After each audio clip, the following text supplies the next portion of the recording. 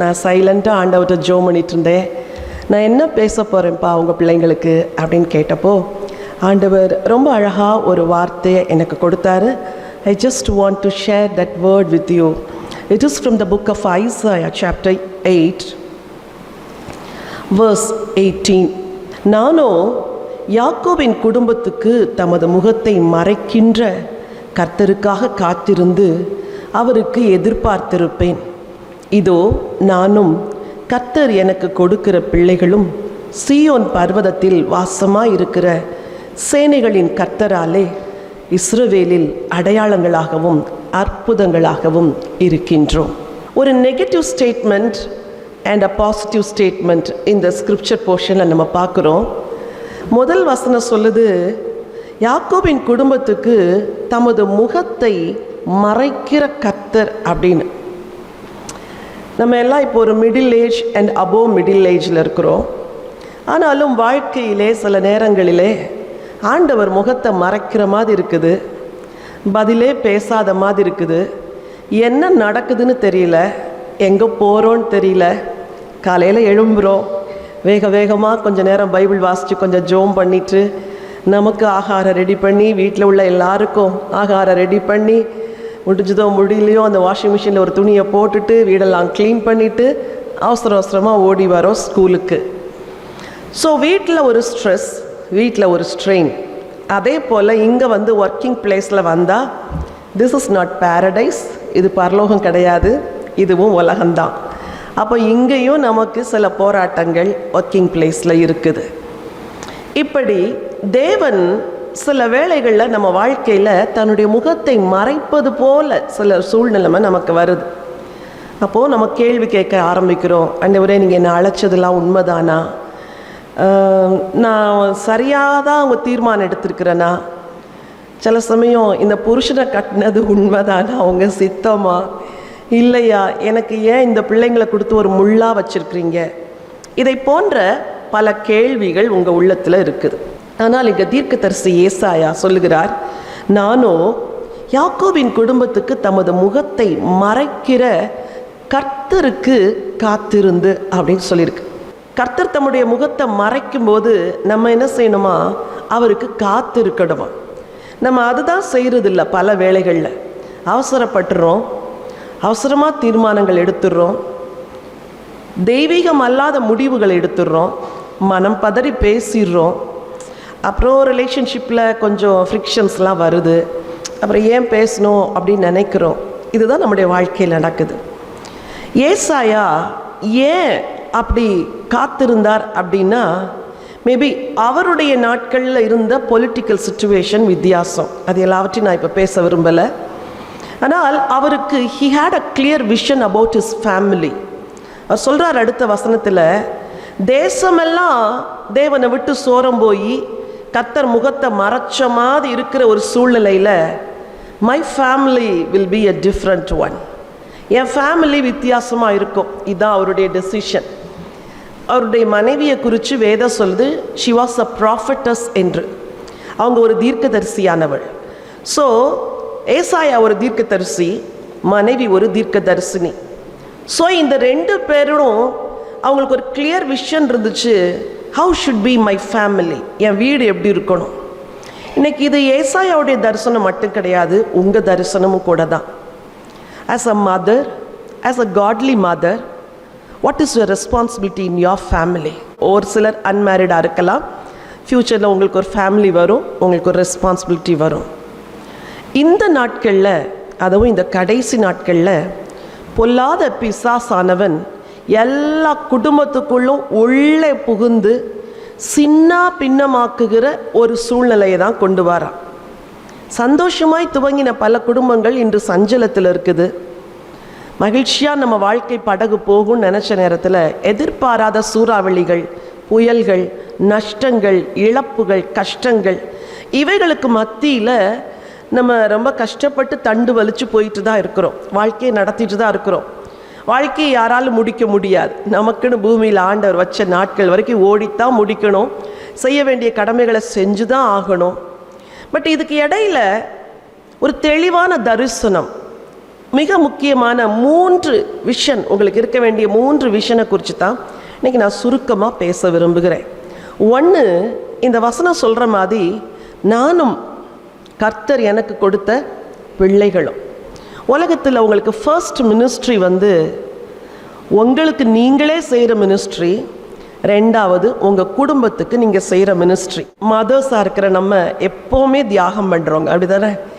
ஒரே ஒரு ஆப்பிள் தான் இருக்குன்னா அந்த ஒரு ஆப்பிள் எடுத்து கட் பண்ணி பிள்ளைங்களுக்கெல்லாம் கொடுத்துட்டு நம்ம அமைதியாக இருப்போம்.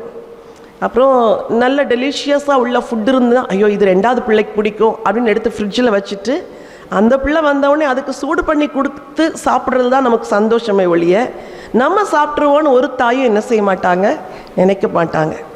நான் உலகமெல்லாம் பயணிக்கிறேன். பல நல்ல ஹோட்டல்ஸில் கூப்பிட்டு போய் சாப்பாடு வாங்கி கொடுப்பாங்க. சாப்பாட்டுக்கு முன்னாடி உட்கார்ந்த உடனே முதல்ல ஊரில் இருக்க பிள்ளைங்க ஞாபகம் தான் வரும். ஐயோ என் பிள்ளைங்க இதெல்லாம் சாப்பிடலையே ஆண்டவரே, நான் சாப்பிட்றேனே. சம்டைம்ஸ் அது மனசே கஷ்டமாக இருக்குது. ஆண்டவர் சொல்லுவார் சாப்பிடு அப்படிம்பார், நீ சாப்பிடு முதல்ல அப்படிம்பார். அப்போது என்ன நம்ம நினைக்கிறோம், நம்ம பிள்ளைங்களுக்காக தியாகம் பண்ணியே நம்ம வாழ்க்கை ஓடிட்டுருக்குது. நீங்கள் ஏன் உழைக்கிறீங்க இந்த காலேஜில்? நீங்கள் சம்பாதிச்சு உங்கள் பிள்ளைங்களுடைய வாழ்க்கையை கட்டணும், பிள்ளைங்களுக்கு நல்ல நிலைமைக்கு கொண்டு வரணும், படிக்க வைக்கணும், கல்யாணம் பண்ணி கொடுக்கணும். So you are sacrificing. ஆனால் இங்கே வசனம் சொல்லுது நானும். ஸோ உங்கள் வாழ்க்கையில் முதல்ல நீங்கள் உங்களுக்கு முக்கியத்துவம் கொடுக்க ஆரம்பிக்கணும். ஆண்டவர் சொன்னாங்க, உன்னை நேசிக்கிறது போல் உன் அயலா நேசி அப்படின்னு. ஸோ ஊழியத்தில் ஓடிக்கிட்டே இருக்கிறோமா? சம்டைம்ஸ் ப்ராக்டிக்கலி ஸ்பீக்கிங் நமக்கு இருக்கிற ட்ரெஸ்ஸை கூட நமக்கு ப்ராப்பராக என்ன செய்ய முடியல, மெயின்டைன் பண்ண முடியாது. நான் நினைப்பேன், ஒரே ஒரு நாள் ஃப்ரீ டைம் கொடுத்தா உட்காந்து இந்த கபோர்டெல்லாம் கொஞ்சம் க்ளீன் பண்ணலான்னு நினைக்கிறேன். ஆண்டவரே, மேட்சிங்காக ஒன்றையுமே எடுத்து வைக்க முடியல அப்படி. இதெல்லாம் ப்ராக்டிக்கல் ப்ராப்ளம்ஸ் ஃபார் விமன் இல்லை? அதுக்கு கூட நேரம் இல்லாத மாதிரி நம்ம ஓடிட்டுருக்குறோம். இன்றைக்கி ஆண்டவர் உங்களுக்கு சொல்கிறாரு, take care of yourself. நீங்கள் முதல்ல உங்களை கவனிக்கணும். ஒரு சகோதரி ஒரு நாள் வந்தாங்க, அம்மா எனக்கு நெஞ்சில் ஒரு தடிப்பாக இருக்குது, அது டாக்டர்ஸ்கிட்ட போய் காட்ட கொஞ்சம் ஒரு மாதிரி கூச்சமாக இருக்குது அப்படின்னாங்க. நான் சொன்னேன், ஏன் நீங்கள் டாக்டர்கிட்ட போய் காட்ட வெட்கப்படுறீங்க? கட்டாயம் நீங்கள் இன்றைக்கி போய் காட்டியே ஆகணும்னு பலவந்தப்படுத்தி ஒரு ஹாஸ்பிட்டல் அட்ரஸ்லாம் கொடுத்து ரெஃபர் பண்ணி அனுப்புனேன். அவங்கள்ட்ட எனக்கு பதிலே வரல. 3 மாதம் கழித்து திருப்பி வந்தாங்க, நான் போகலம்மா அப்படின்னு. ஸோ ஆஸ் அ டாக்டர் நான் அவங்கள செக் பண்ணால் அந்த இடம் முதல் டைமில் நான் பார்த்த இன்டுரேஷன் மாதிரிலாம் இல்லை, ரொம்ப சோலனா, அந்த பிரஸ்ட்டே ரொம்ப ஹார்டாக இருந்த மாதிரி இருந்துச்சு. நான் சொன்னேன், நீங்கள் நாளைக்கு போயே ஆகணும், நீங்கள் போகாமல் இருக்கவே கூடாது. அப்போ ஒவ்வொரு ரீசன் சொன்னாங்க. பிள்ளைக்கு எக்ஸாம்னாங்க, பையனுக்கு கல்யாணம் வச்சுருக்கிறேன்னாங்க. No no no you have to go. போனாங்க. Cancer breast 3rd stage. ரொம்ப டாக்டர்ஸ்லாம் சொன்னாங்களா, ஒரு 2 மாதத்துக்கு முன்னாடி வந்திருந்தால் அவங்கள காப்பாற்றிருப்போன்னு எல்லாம் கொடுத்தாங்க. த doctors were not able to save her life. ஏன் அப்படின்னு யோசித்தா, அந்த ஸ்திரீயுடைய சின்ன ஒரு மதியினம், தன்னை கவனிக்கணும் அப்படிங்கிற ஒரு எண்ணம் இல்லாததுனால பிள்ளைகளுக்காகவே ஓடுனாங்க. ஆனால் பிள்ளைகளுக்காக கடைசி வரைக்கும் அவங்களால வாழ முடியலை. அந்த பிள்ளைங்களாம் அழுறாங்க, அம்மா நீங்கள் இன்னும் கொஞ்சம் வருஷம் இருப்பீங்க நாங்கள் நினச்சோமேம்மா. ஸோ இன்றைக்கி நான் உங்களுக்கு என்ன சொல்கிறேன், உங்களுடைய சரீரத்தையும் நீங்கள் கவனிக்கணும், உங்கள் ஆத்மாவையும் கவனிக்கணும். ஸோ எவ்ரிடே இங்கே ஓடி வர்றீங்க, காலையில் எழும்பி எந்த டைமுக்கு எழுந்தாலும் அட்லீஸ்ட் உங்கள் first few minutes you have to spend with God. அது என்ன தலை போகிற வேலை இருந்தால் கூட பரவாயில்ல, அந்த ஃபஸ்ட்டு ஃபியூ மினிட்ஸ். சம்டைம்ஸ் 4 மணிக்கு எந்திரிப்போம், சம்டைம்ஸ் 6 மணிக்கு எந்திரிப்போம். ஏன்னா முந்தின நாள் ரொம்ப டயர்டாக ஏதாவது ஒர்க் பண்ணியிருந்துருக்கலாம், பரவாயில்ல. இந்த ஏஜில் அப்ஸ் அண்ட் டவுன்ஸ் இருந்தால் கூட அந்த முதல் சில நிமிஷங்கள் எல்லாருக்கும் சின்ன கில்ட்டி கான்ஷியஸ்னால், நான் டெய்லி 1 மணி நேரம் ஜெபம் பண்ணுவேன், இப்போல்லாம் அந்த வேலைக்கு சேர்ந்த பிறகு என்னால் அப்படி ஜெபிக்க முடியல, அப்படி சொல்லியே ஜெபத்தையே விட்டவங்க நிறைய பேர். நான் சொல்கிறேன், நீங்கள் 1 hour ஜெபிக்க முடியலனா கூட அட்லீஸ்ட் 1/2 hour நீங்கள் காடோட என்ன செய்யலாம், ஸ்பெண்ட் பண்ணலாம். அந்த ஜெபத்தை ரொம்ப சின்சியராக பண்ணணும், கடமைக்கு பண்ணக்கூடாது. அதிகாலை ஜெபம் ரொம்ப முக்கியம். உங்கள் ஜெபத்தில் நான் எப்போவுமே யூத்துக்கெல்லாம் சொல்லி கொடுப்பேன், நல்லா ப்ரைஸ் பண்ணுங்கள், ரிப்பன் பண்ணுங்கள், கேளுங்க ஆண்டவர்கிட்ட, ஆஸ்க் அண்ட் ஈல்டு அப்படின்னு அந்த PRAYக்கு ஒரு சின்ன டெஃபினிஷன் நான் சொல்லுவேன். உங்களுக்கு கூட அதுதான். நீங்கள் ஒவ்வொரு நாளும் மார்னிங் ஜெபம் பண்ணும்போது first you ask grace for your self. உங்களுக்கு கிருபை கேளுங்க. ஒரு அம்மா வீட்டில் சந்தோஷமாக இருந்தால் வீடே சந்தோஷமாக இருக்கும். அப்படி தானே இருக்குதா? நீங்கள் கொஞ்சம் சோகமாக இருந்தால் உங்கள் பொண்ணு உள்ளே வரும், என்ன மம்மி இன்னைக்கு பார்த்தாலே ரொம்ப டல்லாக இருக்கிறீங்க, உடம்பு சரியில்லையா அப்படின்னு கேட்பா. உங்கள் பையன் என்னம்மா நீங்கள் படுத்துருக்கிறீங்க, ஏம்மா உடம்பு சரியில்லையா? அப்போது நம்ம நல்லா இருந்தால் தான்.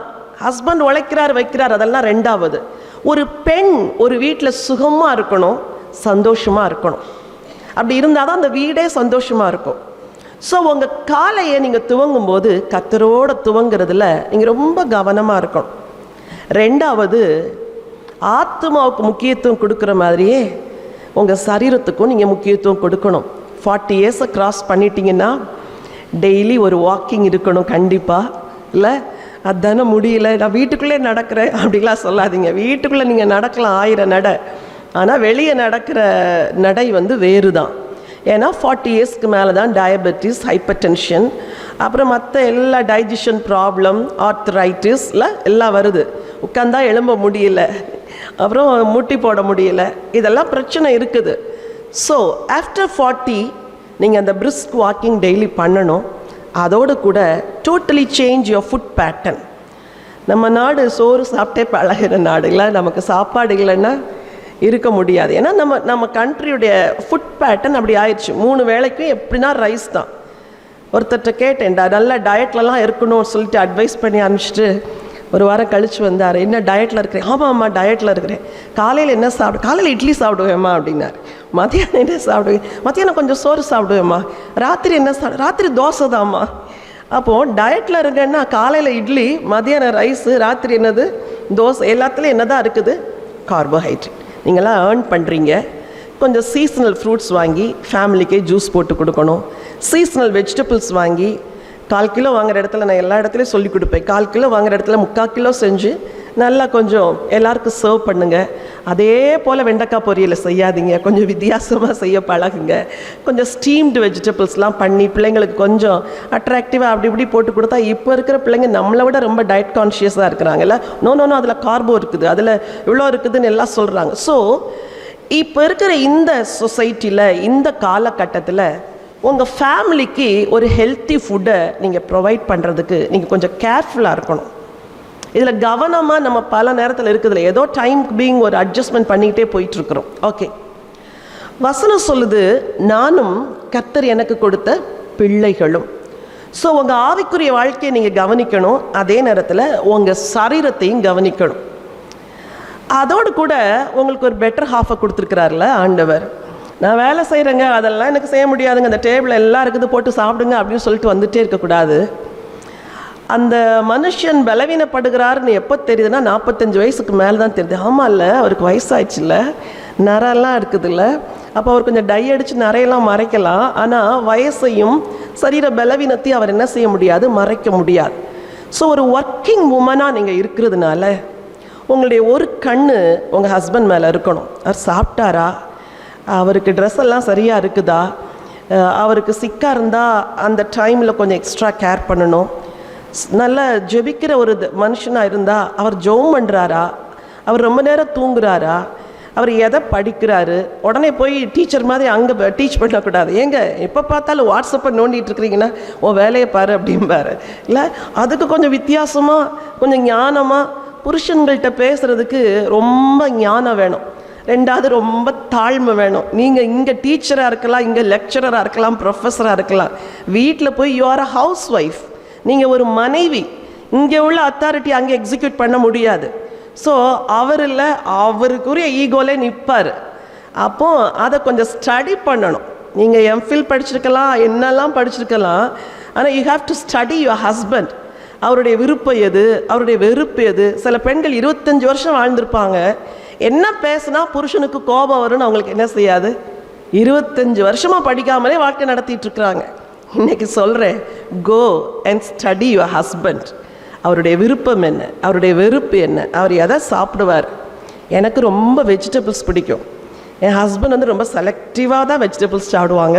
அப்போது நான் 3 நாளைக்கு வெறும் காயாக போட்டால் 3ஆவது நாள் தட்டில் எல்லாம் என்ன இருக்கும், அப்படி மீதி இருக்கும். என்னங்க சாப்பிடலையா, இவ்வளோ நல்ல வெஜிடபிள் இருக்குண்ணா, இல்லை நல்லா தான் இருந்துச்சு அப்படின்னு போகிறாருனாலே புரிஞ்சுக்கணும் அவருக்கு என்ன வேணும்னு. நான் உங்களுக்கு தான் பேசிகிட்டு இருக்கிறேன் நான். ஸோ அவர் என்ன சாப்பிடுவாருங்கிறதுல கூட சில பெண்கள் அக்கறை காட்டாமல் இருக்கிறாங்க. ப்ளீஸ் உங்கள் பிஸி ஸ்கெட்யூலில் உங்கள் புருஷனை மறந்துடாதீங்க. கடைசியில் எப்போ கேர் பண்ணுவோம் தெரியுமா? அவருக்கு திடீர்னு நெஞ்சு வலிக்குன்னா அப்போ தான் அடிச்சு துடிச்சு ஓடி ஹாஸ்பிட்டல் கூப்பிட்டு போகிறதும், அப்புறம் உப்பு இல்லாத கஞ்சி கொடுக்கறது, காஃபியில் சுகர்லாம் வேண்டாங்க அதெல்லாம் போடாதீங்க அப்படின்னு சொல்கிறதெல்லாம் எப்போ நடக்குது? 50 வயசுக்கு மேலே. பாதி வருஷத்தை முடிச்சிட்டாரே அவர், 3/4 ஓட்டத்தை முடிச்சிட்டாரே. நீங்கள் கொஞ்சம் ஞானமாக அவரை கவனிச்சிருந்தா அவர் ஆயுள் இன்னும் கொஞ்சம் கூடி இருக்கும்ல.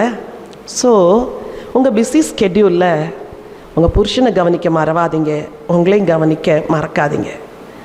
உங்கள் ஹஸ்பண்டுக்கும் உங்களுக்கு இருக்கிற சில பர்சனல் ரிலேஷன்ஷிப் அதை ரொம்ப நல்லா ஹெல்த்தியாக மெயின்டைன் பண்ணணும்.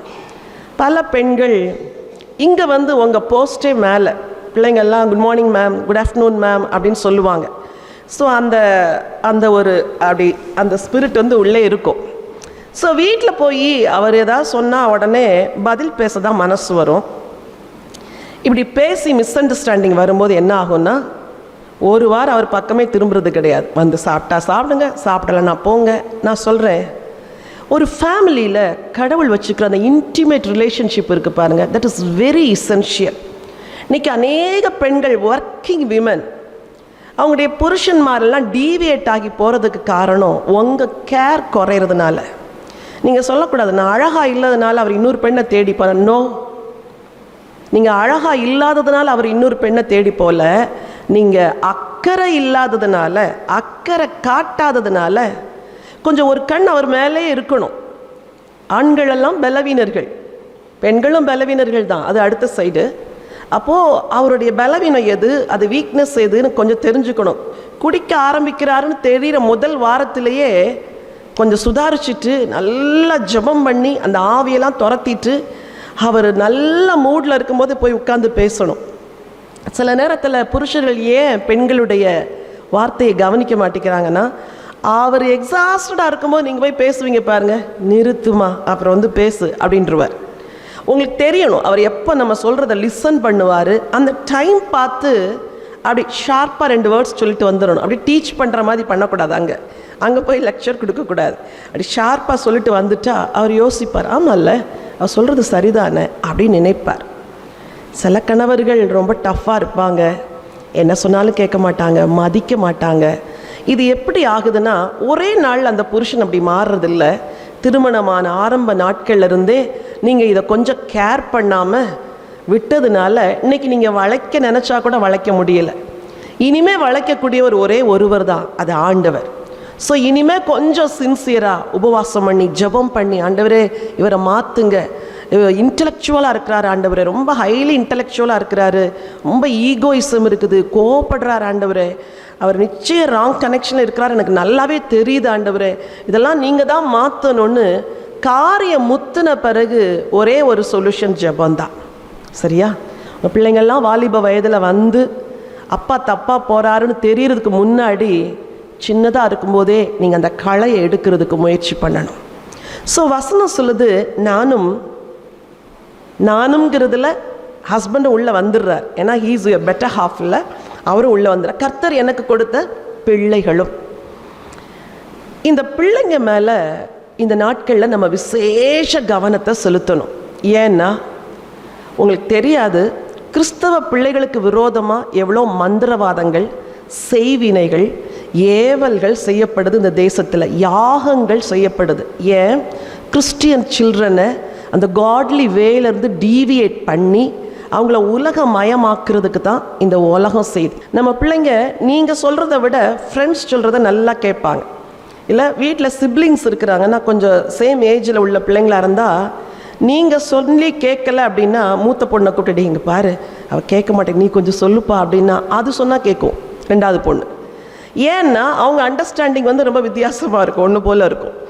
ஸோ இப்படி ஒரு ஜெனரேஷனை ஆஸ் அ காட்லி மதர் நீங்கள் எப்படி டீல் பண்ணுறது? ஒன்று உங்களுக்கு ஒரு நாள் நீங்கள் மறந்து போயிடவே கூடாது, ஜெபத்துக்கு என்றைக்குமே பலன் உண்டு. ஹல்லேலூயா. நான் ஆண்டவரை 30 வருஷத்துக்கு மேலே சேவிக்கிறேன். ஒரு ஊழியக்காரியாக இருக்கிறேன், ஒரு ஒய்ஃபாக இருக்கிறேன், ஒரு மதராக இருக்கிறேன், சிஸ்டர்-இன்-லாவாக இருக்கிறேன், சிஸ்டராக இருக்கிறேன். இப்படி பல ரோல்ஸை நம்ம எல்லாருமே என்ன செய்கிறோம், ப்ளே பண்ணுறோம்.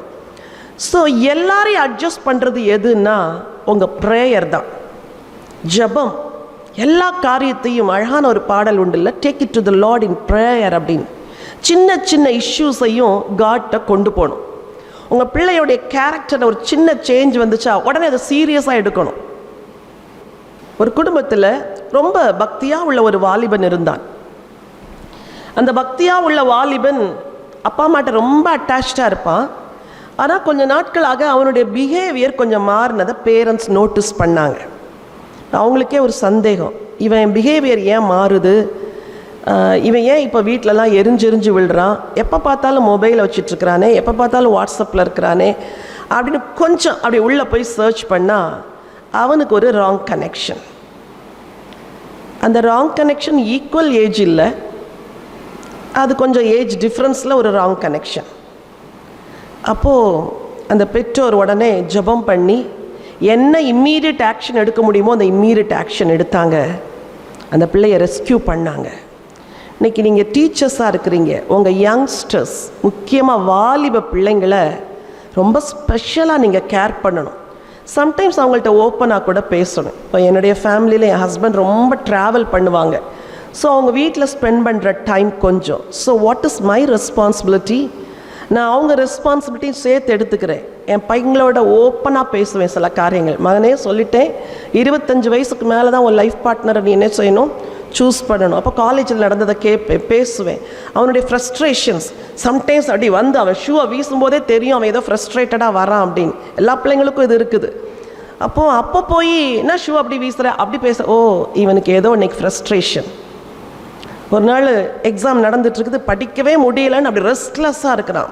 ஏன் அப்படின்னா, நான் நிறைய போர்ஷனை கவர் பண்ண முடியல, ஒரு நாளில் படிச்சுடலாம் நினச்சிட்டேன், என்னால் படிக்க முடியல, ஐ எம் ஸோ ஃப்ரஸ்ட்ரேட்டட்னா. ஆஸ் அ மதர் நீங்கள் என்ன செய்ய முடியும், அவனுக்கு பதில் நீங்களா படிக்க முடியும், அவனுக்கு பதில் நீங்களா எழுத முடியும். மகனே இங்கே வான்னு சொன்னேன். எனக்கு தெரியும் இவனை ஃப்ரஸ்ட்ரேட்டட் ஆக்குது என்னது, சத்துரு. தலையில் கை வச்சு ஜோமன் இயேசுவின் நாமத்தினால இவனுக்குள்ளே இருக்கிற ஸ்பிரிட் ஆஃப் ஃப்ரஸ்ட்ரேஷன் எல்லாம் விலகட்டும் ஆண்டவரே, படிக்க முடியுங்கிற ஒரு நம்பிக்கை இவனுக்குள்ளே தாங்க ஆண்டவரே. ஒரு 2-3 மினிட்ஸ் தான் ஜோம் பண்ணேன். அதுக்கப்புறம் மைண்டே மாறி போச்சு, அவன் பேசுகிற விதமே மாறிடுச்சு. நான் யோசித்தேன், ஒரு மதருக்கு எவ்வளோ ரெஸ்பான்சிபிலிட்டி இருக்குதுல்ல. அப்போது அந்த பிள்ளை ஃப்ரஸ்ட்ரேட்டடாக இருக்கும்போது கூட நின்று அந்த பிள்ளைக்கு உதவி செய்கிறது தான் உங்களுடைய கடமை. உங்கள் பிள்ளைகளை தாக்க வருகிற சத்துருடைய வல்லமைகளை நீங்கள் அடையாளம் கண்டுகொள்ளணும். அவங்களுக்குள்ளே வருகிற லஸ்ட்ஃபுல் ஸ்பிரிட்ஸை நீங்கள் கண்டுபிடிக்கணும். பேட் ஃப்ரெண்ட்ஸை கண்டுபிடிக்கணும். அவன் வேறு ஏதாவது ஸ்மோக்கிங்க்கு தன்னை விட்டுருக்குறானான்னு பார்க்கணும். எங்கேயாவது ஃப்ரெண்ட்ஸு கூட போகும்போது சும்மா அப்பப்போ ஃபோன் பண்ணி எங்கே இருக்கிறம்மா, கேர்ள்கிட்ட கேட்கணும், எங்கே இருக்கிறப்பா, மம்மி நான் ஃப்ரெண்ட்ஸோட ஷாப்பிங் வந்திருக்கிறேன் மம்மி, ஓகே. அதை கேட்கணும், எங்கே வந்திருக்கிற, யாரெல்லாம் உன் கூட இருக்கிறா, தப்பே கிடையாது. தெரியாது பெண் பிள்ளைகளை கண்ட இடத்துக்கு அனுப்பாதீங்க. உங்கள் பெண் பிள்ளை எங்கே போகிறா, எங்கே வரா, எங்கே இருக்கிறா, இதை கேட்டு தெரிஞ்சுக்கோங்க, நம்புங்க. ஆனால் இன்னொரு பக்கம் கொஞ்சம் அந்த பிள்ளையை செக் பண்ணவும் செய்யணும். ஸோ இன்னைக்கு இந்த நாட்களில் பிசாசானவன் ரொம்ப பிள்ளைங்களை வாரிட்டு போகிறது அவங்க வாழ்க்கை துணையை அவங்களே சூஸ் பண்ணிக்கிற ஒரு நிலைமையில தான். ஸோ பைபிள் சொல்லுது, நானும் கர்த்தர் எனக்கு கொடுத்த பிள்ளைகளும் எப்படித்தான் இருக்கணும், அடையாளங்களா அற்புதங்களா. தீமோத்தேயு அப்படின்னு ஒரு வாலிபன் இருந்தான். அவங்க பாட்டியை பற்றியும் அவங்க அம்மாவை பற்றியும் பைபிள் ரொம்ப அழகாக சொல்லுது. அந்த மகனை ஒரு தெய்வீகத்தில் வளர்த்தாங்க. அதுக்கு ரீசன் என்ன அப்படின்னு பைபிளுக்குள்ளே தேடி பார்க்கும்போது, இந்த வேத எழுத்துக்களை நீ சிறு வயது முதலே கற்று அறிந்தவன் அப்படின்னு பவுல் எழுதுகிறார். அப்போது பிள்ளைங்க சின்ன வயசில் இருக்கும்போதே பைபிள் படிக்கிறாங்களா நீங்கள் வாட்ச் பண்ணணும். ஒரு 2 வருஷத்துக்கு ஒரு தடவையாவது புது பைபிள் நியூ வெர்ஷன் ஏதாவது வாங்கி கொடுக்கணும். நல்லா படிக்கிற பிள்ளைங்கன்னா புதுசாக பைபிளை கிஃப்ட் பண்ணுங்க. சில யூத் பைபிள்லாம் இருக்குது, ரொம்ப இன்ட்ரெஸ்டிங்காக உள்ள மேட்டர்ஸ் எல்லாம் உள்ள டீல் பண்ணுற சில பைபிள்லாம் இருக்குது. போகணும் புக் ஷாப்பில் போய் நல்ல நியூவாக வந்திருக்கிற பைபிள் என்ன இருக்குது வாங்கி கிறிஸ்மஸ்க்கு அதை கிஃப்ட் பண்ணணும், நியூ இயருக்கு கிஃப்ட் பண்ணணும். அப்போ புது பைபிள் வந்துச்சுன்னா கொஞ்சம் என்ன செய்வாங்க, படிப்பாங்க. ஒருவேளை உங்கள் பிள்ளைங்க திருமணமாகி செட்டில் ஆகிட்டாங்கன்னா ரொம்ப போய் லைஃப்பில் இன்டர்ஃபியர் பண்ண முடியாது. அவங்கள டோட்டலி செப்பரேட் பண்ணிடணும். அவன் மனைவி, அவள் புருஷன். அவங்க டெசிஷன் மேக்கிங்லாம் நீங்கள் போய் இன்டர்ஃபியர் பண்ணக்கூடாது. அந்த பெண்ணை அனுப்பும்போதே சொல்லி அனுப்பணும், மகளே நீ போகிற, இனிமேல் அந்த வீடு தான் உனக்கு அப்பா அம்மா உனக்கு இனிமேல் செகண்ட் ஃபேமிலி தான். அம்மா ஜோம் பண்ணுவேன். பிரச்சனைகளை சொல்லும்போது உடனே மகள் பக்கம் நின்று பிரச்சனைகளை டீல் பண்ணக்கூடாது. அந்த ஃபேமிலியில் கொஞ்சம் விசாரிக்கணும் என்ன ரியலாக நடந்துச்சு. சில குடும்பத்தில் சில எக்ஸ்ட்ரீம் ஸ்டேஜ் டார்ச்சர் இருக்குது. அப்படி இருந்தால் நீங்கள் வேறு மாதிரி டீல் பண்ணணும். அதர்வைஸ் எல்லாத்தையுமே ஜெபத்தில் கொண்டு வரணும். உங்கள் மகளுக்கு சொல்லணும், நீ ஜெபிச்சு இதை மேற்கொள்ளணும்டா, நீ ஜெபம் பண்ணி இதை ஜெயிக்கணும். ஒரு குடும்பத்திலே ஒரு நாள் ஜெபிக்கும்படி அழைத்திருந்தார்கள். பிரச்சனை என்னன்னு கேட்டேன். என் மகள் பிரிந்து வீட்டில் இருக்கிறா. நல்ல ஃபேமிலி, எஜுகேட்டட் ஃபேமிலி, காட்லி ஃபேமிலி. பையன் ஸ்பிரிச்சுவல், பொண்ணு ஸ்பிரிச்சுவல், அம்மா ஸ்பிரிச்சுவல், இந்த பக்கமும் ஸ்பிரிச்சுவல். இப்போ எனக்கு அதில் ரீசன் அவுட் பண்ண முடியல. கொஞ்சம் உட்காந்து ஹிஸ்ட்ரியை கேட்டால் ஒன்றும் கிடையாது. சின்ன அட்ஜஸ்ட்மெண்ட்ஸ் அது இல்லாததுனால செப்பரேட்டட் ஆயிட்டாங்க. ஸோ இவ பிரிஞ்சு 3 மாதத்துக்கு மேலே புருஷன் வீட்டுக்கு போகாதனால 2 வருஷம் அம்மா வீட்டிலே இருக்கிறா. நான் சொன்னேன், இன்னைக்கு ஜோம் பண்ண போகிறேன், இந்த பிசாசின் கிரிகளை உடச்சி ஜோம் பண்ண போகிறேன். கடவுள் அற்புதம் செய்யும்போது மகளே உன் புருஷனுக்கு ஃபோன் பண்ணி கூப்பிட்டு என்னை கூப்பிட்டு போங்க, நீ சொல்லணும், நீ உன் மதரின்லா வீட்டில் தான் போய் வாழணும்னு சொன்னேன். அதே போல் அடுத்த மாதம் அந்த பையன் ஃபோன் பண்ணியிருக்கிறான், எனக்கு கஷ்டமாக இருக்குது, நீ வந்துரு அப்படின்னு. அப்போ ஃபேமிலியில் கொஞ்சம் ஈகோ ப்ராப்ளம். கூட்டிகிட்டு போகட்டும் மாப்பிள்ளை, அவர் வேணான்னு தானே சொன்னார், இது எதுக்கு இந்த ஈகோ உங்களுக்கு, பொண்ணை வான்னு கூப்பிட்டா அனுப்பி வைக்க வேண்டிதானே. அப்புறம் பேசி எல்லாம் சரி பண்ணி இந்த பெண் இப்பொழுது போய் சமாதானமாய் சந்தோஷமாய் வாழுகிறாள். உங்கள் பிள்ளைங்க வாழ்க்கையில் பிரச்சனை சின்னதாக இருக்கும்போதே தெய்வீகமாக அதை டீல் பண்ண ஆரம்பிச்சிருங்க. ரூட் வரைக்கும் கேட்டு விசாரிங்க. கேட்டுட்டு அந்த பையனை குற்றம் சொல்லக்கூடாது, அந்த பொண்ணையும் குற்றம் சொல்லக்கூடாது. உங்கள் பிள்ளைங்கள்ட்ட என்ன தப்பு இருக்குங்கிறத முதல்ல பார்க்கணும். பையன்கிட்ட சொல்லணும் அட்ஜஸ்ட் பண்ணுறா அப்படிங்கணும். பொண்ணுகிட்ட சொல்லணும் ஜெபம் பண்ணுமா, பொறுத்துக்கோமா, சகிச்சுக்கோமா. இன்னைக்கு இருக்கிற யங் கேர்ள்ஸுக்கு என்ன பிரச்சனைனா அந்த அட்ஜஸ்ட்மெண்ட்டே இல்லை, எல்லாம் ஃப்ரிக்ஷனில் தான் இருக்குது. அவர் ஒன்று சொல்லிடக்கூடாது, உடனே 2 நாள் சாப்பிட்றதில்ல. அவர் ஒன்று சொல்லிடக்கூடாது, உடனே சர்ச்சுக்கு வர்றதில்லை. புருஷனை பார்த்து ஏன்பா அவன் வீட்டில் என்ன பிரச்சனை, என்னங்க ஆண்டி சும்மா ஏதோ கோபத்தில் ஒரு வார்த்தை பேசிட்டேன், சர்ச்சுக்கு வர மாட்டேன்னா, வரலன்னா நானும் வரல. சர்ச்சுக்கு போகலன்னே மறுநாள் ஃபேமிலி ப்ரேயர் நின்றுச்சு. 1 மாதம் ஆச்சு ஆண்டி எங்கள் வீட்டில் ஜெபம் பண்ணி. அப்போது ஒரு பெண்ணு தான் அதில் என்ன செய்யணும், இறங்கி வரணும். சாரிங்க நான் தெரியாமல் பேசிட்டேன், அவர் தப்பாகவே பேசியிருந்தா கூட நீ போய் மன்னிப்பு கேளுமா, சொல்லி கொடுங்க. இந்த கலையெல்லாம் நீங்கள் சொல்லி கொடுக்காம கல்யாணம் பண்ணி கொடுத்தீங்கன்னா போய் பிரச்சனைகளை சுமந்துக்கிட்டு தான் வருவாங்க. கிறிஸ்டியன் ஃபேமிலிஸில் தான் டிவோர்ஸ் ஜாஸ்தியாக இருக்குது இந்த நாட்களில். நம்ம குடும்பங்களெல்லாம் இதற்கு விளக்கப்படுறதுக்கு ஜெபம் பண்ணோம். ஸோ நானும் கர்த்தர் எனக்கு கொடுத்த பிள்ளைகளும் எப்படி இருக்கிறோம், அடையாளங்களாக இருக்கிறோம், அற்புதங்களாக இருக்கிறோம். ஃபஸ்ட்டு விஷன் உங்களுக்கு என்ன இருக்குன்னா, என் ஃபேமிலி கர்த்தருக்கு அடையாளமாக இருக்கணும். ஒரு ஜெபிக்கிற தாய் ஒரு குடும்பத்தை திசை திருப்புகிற தாய். உங்கள் வாழ்க்கையே திசை திரும்பும் நீங்கள் ஜெபிச்சா. நான் காலையில் ஷேர் பண்ண மாதிரி ஒரு ரூத்துடைய வாழ்க்கையில் 3வது அதிகாரத்தில் டேர்னிங் பாயிண்ட் வருது. ஒரு மதர் இன்லா பொறுப்பு எடுக்கிறாங்க, கையில் காரியத்தை எடுக்கிறாங்க, போ களத்துக்கு போங்கிறாங்க, நீ போய் பேசுங்கிறாங்க, அட்வைஸ் பண்ணுறாங்க, அனுப்புகிறாங்க. நீங்கள் ஒரு மதர் இன்லாவோ இருந்தால் உங்கள் பிள்ளைங்களுடைய ஃபேமிலிஸில் வர பிரச்சனைகளை அப்படியே ஸ்டியரிங்கை பிடிச்சி திருப்புற மாதிரி நீங்கள் திருப்ப முடியும். உங்கள் ஜெபத்தால், உங்கள் பெருந்தன்மையினால், உங்கள் விட்டு கொடுக்குற சுபாவத்தினால, குத்தி காட்டாத சுபாவத்தினால you can change your family. You can change your family's direction to a different way. கடவுள் அதை செய்ய முடியும். சரி, இன்னும் ஒன்று, நீங்கள் அடையாளங்களாக இருக்கிறீங்க, அற்புதங்களாக இருக்கிறீங்க அப்படின்னு பைபிள் சொல்லுது. இன்னொரு வசனத்தை வாசிக்க விரும்புகிறேன். அப்போஸ்தல நடபடிகள் 1ஆம் அதிகாரம் 8வது வசனம். அதை வாசிக்கிறதுக்கு முன்னாடி, அந்த வசனத்துக்கு போகிறதுக்கு முன்னாடி உங்களுக்கு இன்னும் ஒரு பிள்ளைங்களையும் கொடுத்துருக்கிறார்களா ஆண்டவர்? கொடுத்துருக்கிறாரா? உங்கள் சொந்த பிள்ளைங்களும் இருக்குது, இங்கே உங்கள் கையில் கர்த்தர் தந்த பிள்ளைங்களும் இருக்கிறாங்க. உங்களுக்கு தெரியுமா எவ்வளோ பிள்ளைங்க ஒவ்வொரு நாளும் காலேஜுக்கு வரும்போது மனசில் பாரத்தை சுமந்துட்டு வராங்கன்னு? உங்களுக்கு தெரியுமா எவ்வளோ கேர்ள்ஸ் செக்ஷுவல் சின்ஸில் விழுந்து கிடந்து வர்றாங்கன்ட்டு? அதாவது பாவத்தை பாவம்னு நினைக்காமலே பிள்ளைங்க செய்கிறாங்க. நீங்கள் நம்ப மாட்டீங்க, ஒரு நாள் ஒரு மெடிக்கல் ஷாப்பில் ஒரு கேர்ள் போய் சொல்கிறதுக்கே வெக்கமாக காண்டம் வாங்குறா. யங் கேர்ள், பார்த்தாலே தெரியுது ஷீ இஸ் அன்மேரிடு. ஐயோ என் உள்ளெல்லாம் உடஞ்சி போச்சு. யாரை நம்புறா இவா? யாருக்காக இதை செய்கிறா? இவள் யார் பெற்ற மகள்? இவ ஏன் இதை வாங்குறா?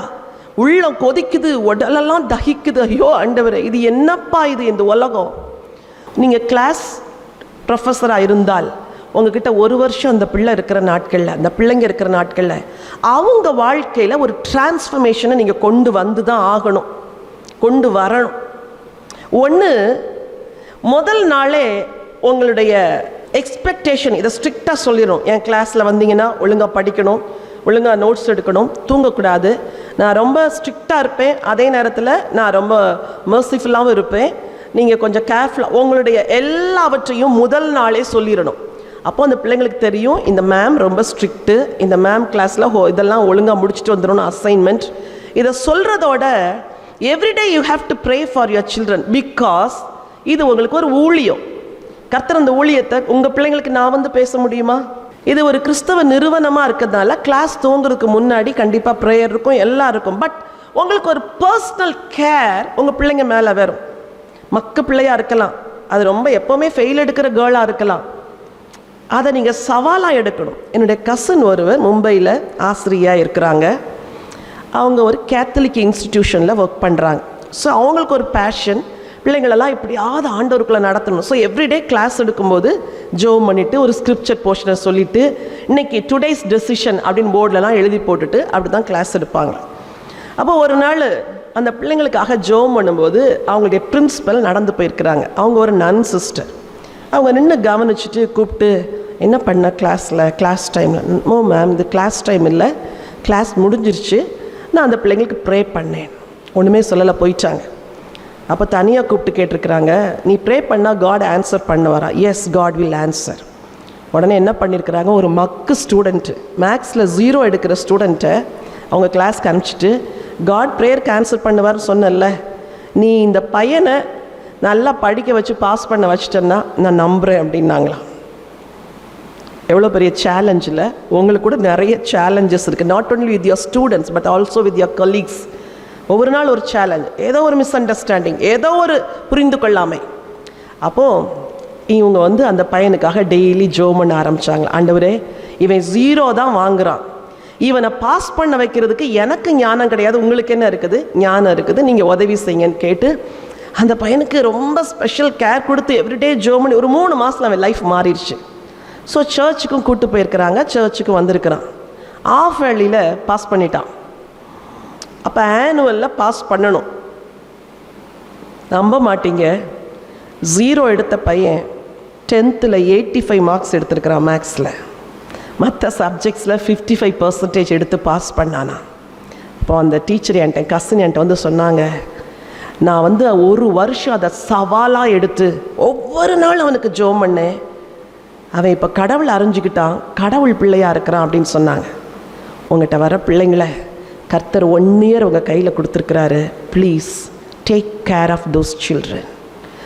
நீங்கள் பெற்ற பிள்ளைகளை தவிர நீங்கள் பெறாத பிள்ளைங்களும் ஒவ்வொரு வருஷமும் உங்கள்கிட்ட அனுப்பப்படுகிறார்கள்.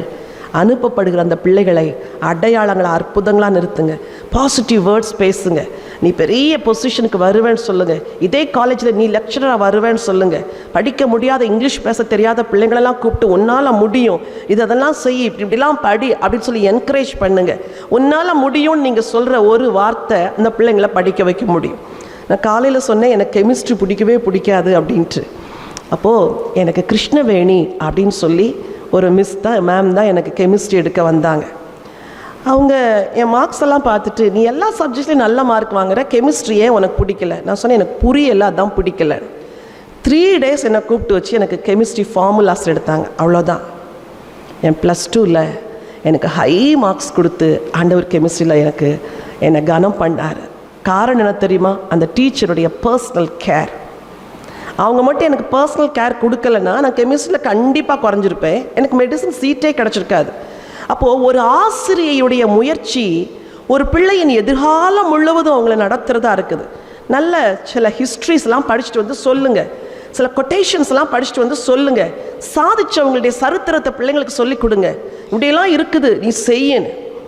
ஒரு சிறு குழந்தை சரியாக படிக்கலைன்னு அவங்க ஆசிரியர் ரொம்ப வெக்ஸ் ஆகி அவனுடைய ஷர்ட்டில் ஒரு பின் பண்ணி வீட்டுக்கு அனுப்பிச்சிட்டாங்க. என்ன அனுப்பிச்சிட்டாங்கன்னா, இதுக்கு மேலே I cannot put effort in your child's life, please keep them at house, வீட்டில் வச்சு அவனுக்கு நீங்கள் வந்து பாடம் எடுங்கன்னு. அந்த அம்மா ரொம்ப உடஞ்சி போயிட்டாங்க, இங்கே இல்லை வெளி தேசத்தில்.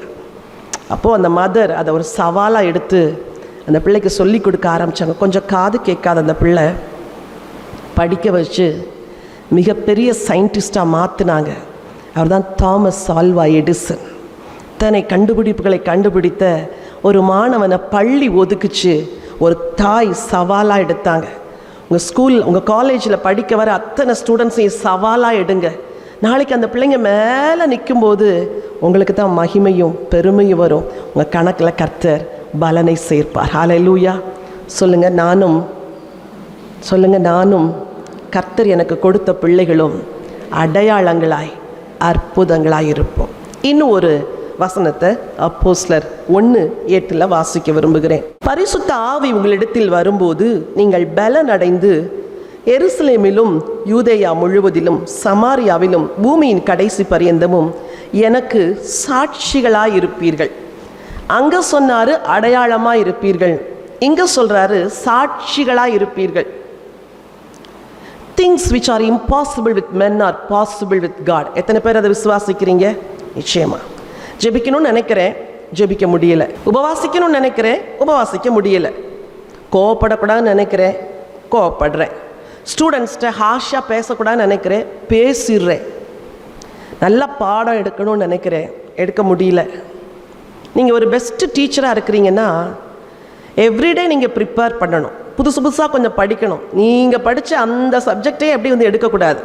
புதுசாக படித்து பிள்ளைங்களுக்கு அழகாக சிஸ்டமேட்டிக்காக நோட்ஸ் கொடுத்து அப்படிலாம் கொஞ்சம் வித்தியாசமாக சின்சியர் டீச்சர். இன்றைக்கி ஒரு ஆசிரியைக்கு எல்லாரும் நினைவஞ்சலி செலுத்தணும். அவங்கள குறித்து சொன்ன காரியம் என்ன, அவங்க நோட்ஸ் எல்லாம் ரொம்ப பர்ஃபெக்டான எல்லாம் கவனித்தேன்.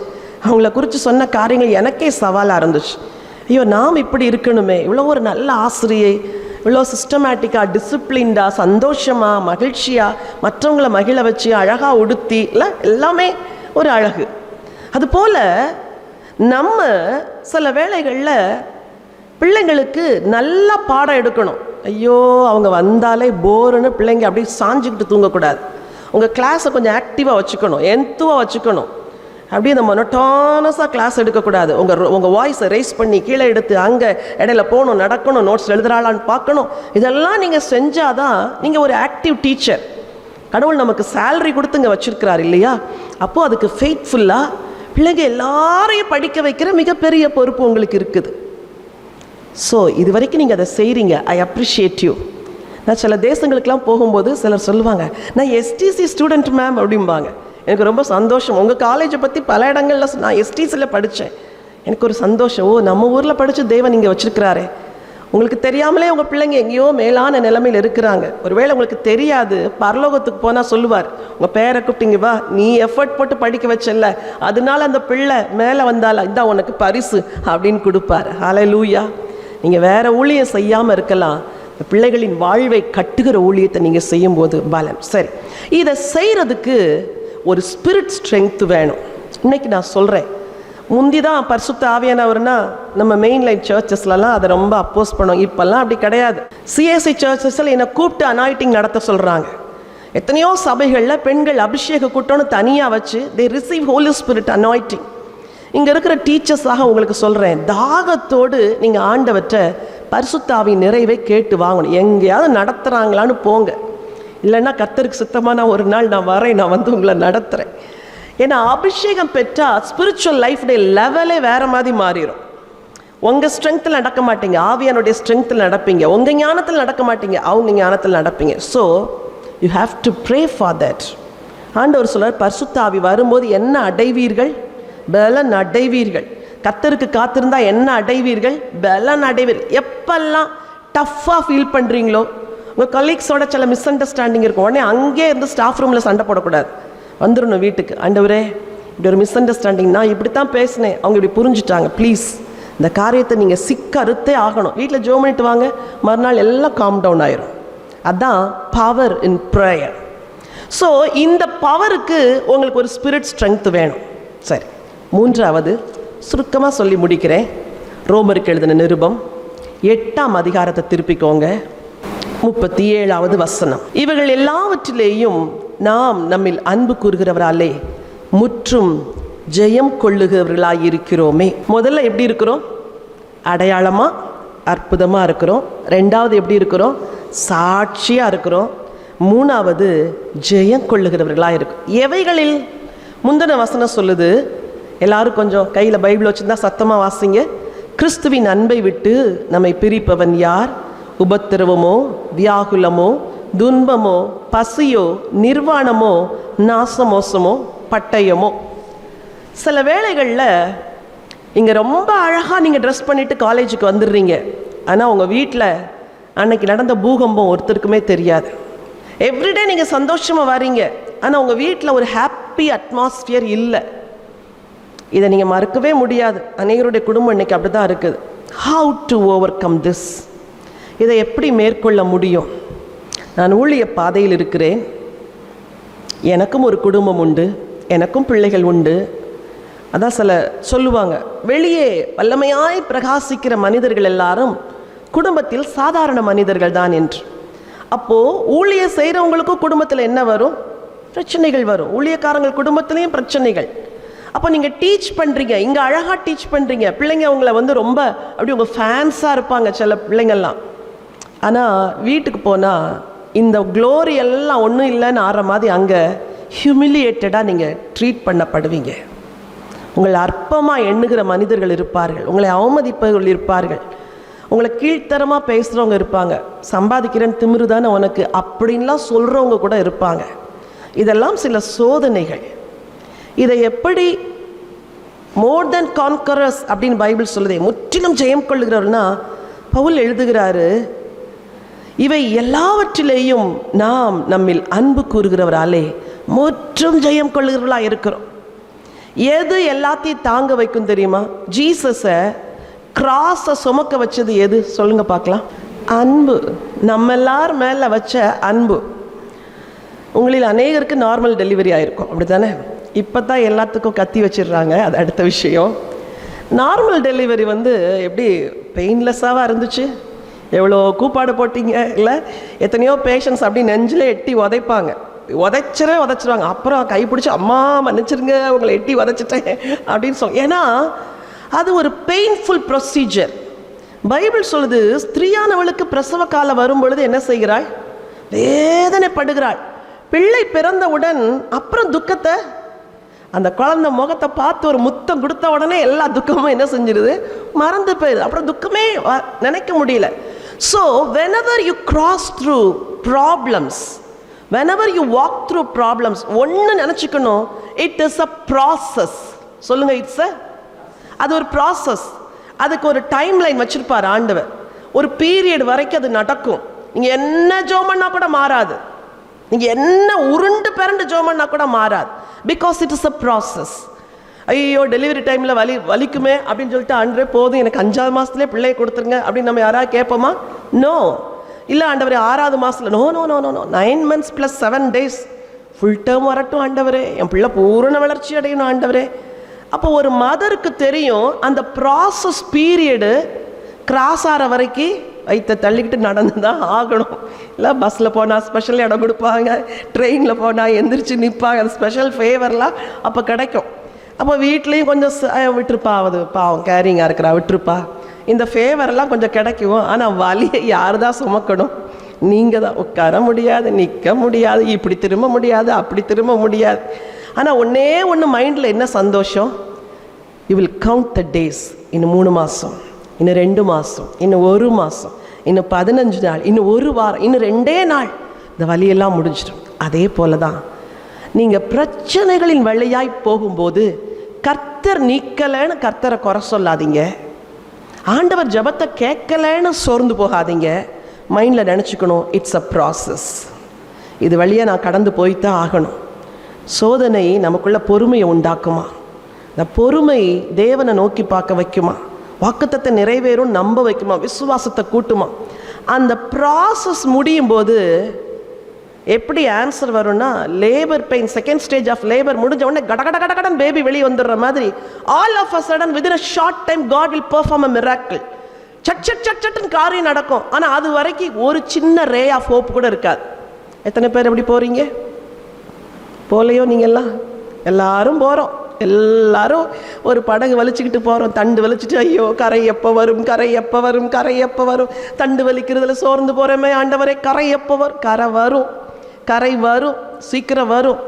அவர் எப்போ டேட்டு ஃபிக்ஸ் பண்ணி வச்சுருக்கிறாரோ அப்போ தான் கரை வரும். அது வரைக்கும் என்ன செய்கிறாரு? உங்களை பரலோகத்துக்கு ஆயத்தப்படுத்துகிறார், சுத்திகரிக்கிறார், சுபாவத்தை மாற்றுறாரு, விசுவாசத்தில் பயிற்சிவிக்கிறார், ஜெபிக்க வைக்கிறார், மனுஷனை நம்பாதன்னு சொல்கிறாரு, என் வார்த்தையை வாசிங்கிறார், வசனத்தை கன்ஃபஸ் பண்ணுங்கிறார்.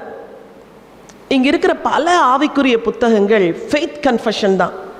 இது பாசிட்டிவ் ஃபெய்த்தை சொல்கிறதுக்கு இல்லை. இதை எழுதும்போது யோசித்தேன், எப்படி ஆண்டவரே பாசிட்டிவ் ஃபெய்த்துன்னு நினச்சிடுவாங்க. நோ, வேர்ட் ஆஃப் காடை ஜபமாக மாற்றும் போது பவர்ஃபுல்லாக இருக்குது, பவர்ஃபுல்லாக இருக்குது.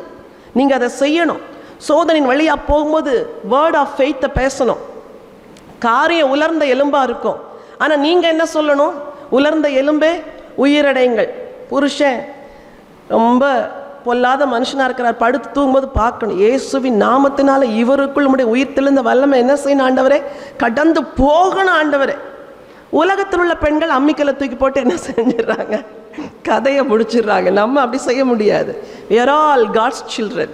நம்ம வழியே வேற. அவர் அடித்தாலும் தாங்கிக்கணும், உதச்சாலும் தாங்கிக்கணும், அப்புறம் நீ பொண்டாட்டியே இல்லைன்னு சொன்னாலும் தாங்கிக்கணும். உன்னை கட்டினதுக்கு அவளை கட்டின்னு தான் நான் எவ்வளோ நல்லா இருந்திருப்பேன் தெரியுமா? அப்படிலாம் சில புருஷனு சரியா சரியா சரியா அதுக்கெல்லாம் பதில் பேசினா விழுறது அடி தான் விழும். அப்போது பொறுத்து பொறுத்து பொறுத்து ஜெபிச்சு ஜெபிச்சு ஜெபிச்சு ஜெபிச்சு ஜெபிச்சு அந்த ப்ராசஸ் பீரியட் முடிகிற வரைக்கும் ஒரு நாள் வரும், புஷ் அப்படிம்பார் ஆண்டவர்ல. அப்படி தானே doctor push, please don't give up, push push புஷ்ங்கிறோம். பேபி வெளியே வருது. அது மாதிரி அந்த பதில் வர வரைக்கும் கர்ப்பிணி பெண்ணை போல சுமந்து சுமந்து சுமந்து சுமந்து சுமந்து சோர்ந்து போகாமல் இந்த வசனத்தை அறிக்கை பண்ணணும். இவை எல்லாவற்றிலேயும் நாம் நம்மில் அன்பு கூறுகிறவராலே முற்றும் ஜெயம் கொள்ளுகிறவர்களாக இருக்கிறோமே. உங்களை உங்கள் குடும்பத்தில் ஒரு நோக்கத்தோடு வச்சாரு, இந்த காலேஜில் ஒரு நோக்கத்தோடு வச்சுருக்கிறாரு, இந்த உலகத்தில் ஒரு நோக்கத்தோடு வச்சுருக்கிறாரு. Teaching is your profession. Apart from this, you should do some ministry. You should support some ministry. அடுத்த ஒரு ஃபெலோஷிப், உங்கள் காரியங்களை நல்லா ஓப்பனாக பகிர்ந்து கொள்ள ஒரு 3 பேர் சேர்ந்து வாரத்துக்கு ஒரு முறை ஜெபிக்கணும். அது உங்களை ஸ்ட்ரெங்தன் பண்ணும். ஒரு நல்ல ஃபெலோஷிப்பை ஃபார்ம் பண்ணுங்கள். 4 பேர் சேருங்க, 5 பேர் சேருங்க. குறிப்பிட்டு ஜெபம் பண்ணுங்க. குறிப்பிட்டு வசனத்தை சொல்லி சொல்லி சொல்லி சொல்லி ஜெபம் பண்ணும்போது கர்த்தர் பெரிய விடுதலை நமக்கு என்ன செய்வார்? தருவார். இங்கே இருக்கிற எல்லாருமே பாரம் சுமக்கிறோம். நாம் எல்லாரும் பாரம் சுமந்து தவிக்கிறோம். இந்த போர்வையை களைந்து போட விட வேண்டும் என்று விரும்புகிறோம்.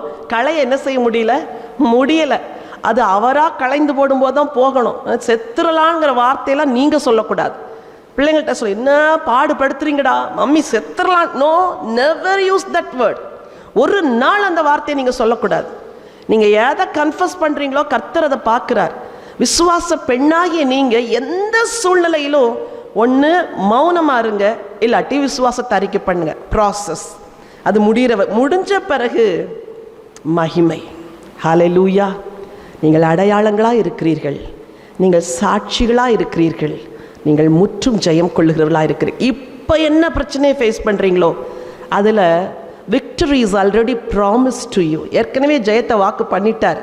வாக்கு பண்ணிட்டு தான் சொல்கிறாரு போ அப்படிங்கிறார்.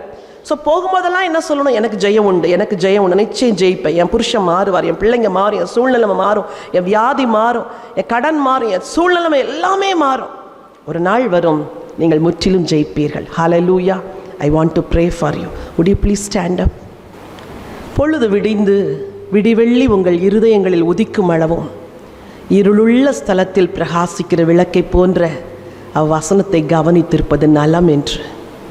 உங்கள் வாழ்க்கையில் விடியல் வரும் வரைக்கும் பிரகாசிக்கிற வசனம் உங்களுக்குன்னு ஸ்பெசிஃபிக்காக ஸ்பெஷலாக ஆண்டவர் கொடுத்த அந்த வசனத்தை மட்டும் நோக்கி பாருங்கள். நீங்கள் அடையாளங்கள், நீங்கள் அற்புதங்கள், நீங்கள் எனக்கு சாட்சிகள் என்று ஆண்டவர் சொன்னார். நீங்கள் முற்றும் ஜெயம் கொள்கிறவர்கள். உலகத்தில் உங்களைப் போல எவ்வளோ பேர் இதே பாதையின் வழியாய் போகிறார்கள். எலியா சொன்னான், நான் ஒருவன் மாத்திரம் மீதியாயிருக்கிறேன். ஆண்டவர் சொன்னார், பாகாலுக்கு முன்பாக முழங்கால் படியிடாத 7000 பேரை நான் எனக்காய் வைத்திருக்கிறேன். எலியா, நீ மட்டும் அல்ல, உன்னை போல ஒரு கூட்டம் இதே போல சுமை சுமந்து போகிறது. ஆகவே நீ தளர்ந்து விடாதே என்று சொன்னார். இந்த மாலை வேளையிலும் கூட ஆண்டவர் உங்களை பார்த்து அதான் சொல்றார், நீ உன்னை கவனித்துக்கொள் மகளே. உன் ஆவிக்குரிய வாழ்வு, உன் சரீரம், உன் குடும்பம், இதன் மேல் உன் கவனத்தை செலுத்து. உன் குடும்பம் முழுவதும் கரை சேரணுமே. முழு குடும்பமும் பரலோகம் வரணுமே, அதற்கு ஒரு தாயாகிய நீங்க இந்த பூமியில தியாகம் பண்ணும்போது உங்க முழு குடும்பத்தையும் கரை சேர்க்கிறீங்க, முழு குடும்பத்தையும் பரலோகம் கொண்டு வர்றீங்க. பூமியில எல்லா ஆசீர்வாதத்தையும் அனுபவிச்சுட்டு நம்ம குடும்பத்தையும் பிள்ளைகளை நம்ம இழந்து போனா what is the use of living in this world? இந்த உலகத்துல வாழ்றதுல அர்த்தமே இல்லையே. வலது கரத்தை எடுத்து உங்க இருதயத்தின் மேல வச்சு சொல்லுங்க, ஆண்டவரே, நானும் என் பிள்ளைகளும் அற்புதங்களாய் அடையாளங்களாய் இந்த பூமியில இருக்கணும் ஆண்டவரே. ஜபிக்கிற தாயாகிய நான் பொறுமையோடு எல்லாவற்றையும் சகித்து என் குடும்பத்தை கரை சேர்க்க எனக்கு உதவி செய்யுங்க ஆண்டவரே. இவங்க எல்லாருக்கும் நீண்ட ஆயுளை கொடுங்க ஆண்டவரே. இவங்களுடைய வாழ்க்கை துணைக்கு நீண்ட ஆயுளை கொடுங்க ஆண்டவரே. அவர்கள் குடும்பமாய் வாழ்ந்துமை மகிமைப்படுத்தும்படி வியாதிகள், விக்கினங்கள், பொல்லாத சத்துருடைய கண்ணிகள், விபத்துகளுக்கு விலக்குங்க ஆண்டவரே. ஆண்டவரே, உங்க ரத்தத்தினால் எல்லா குடும்பங்களை மூடி மறைக்கிறேன் ஏசையா. நீங்க பதில் கொடுக்கிறதற்காய் ஸ்தோத்திரம். எல்லாவற்றுக்கும் மேலாய் துன்பங்களின் வழியாய் போகும் பொழுது எங்கள் முற்பிதாக்களை நினைத்து கொள்ள கிருபை தாங்க. எங்கள் முற்பிதாவாகிய ஆபிரகாம் 25 ஆண்டுகள் காத்திருந்தாரே, ஈசாக்கு 20 ஆண்டுகள் காத்திருந்தாரே. எல்லாரும் காத்திருந்து தானே பெற்றுக்கொண்டார்கள். இவர்களுக்கும் அந்த பொறுமையையும் விசுவாசத்தையும் தரும்படி ஆட்சேபிக்கிறோம். இல்லை, தாழ்த்தி முடை கரத்திலே அர்ப்பணிக்கிறோம். இந்த இன்ஸ்டிடியூஷன் முழுவதையும் ஆசீர்வதிக்கும்படி ஆட்சேபிக்கிறேன். இந்த எல்லை முழுவதும் தேவ பிரசன்னம் இருக்கட்டும். இதற்குள் ஒரு பொல்லாத கிரியைகள் நடக்கக்கூடாது இயேசுராஜா. உங்க சமாதானம், சந்தோஷம், ஆசீர்வாதம் நிறைவாய் இந்த ஸ்தாபனத்தின் மேல் தங்கட்டும் என்று உடைய அடியாள் வாழ்த்தி ஆசீர்வதித்து கடந்து செல்லுகிறேன். எல்லா துதிகன மகிமை உங்களுக்கு ஏறெடுக்கிறேன். மீட்பெரும் இரட்சகருமாம் இயேசு கிறிஸ்துவின் நாமத்தில் வேண்டிக் கொள்கிறேன், ஜீவனுள்ள நல்ல பிதாவே, ஆமென்.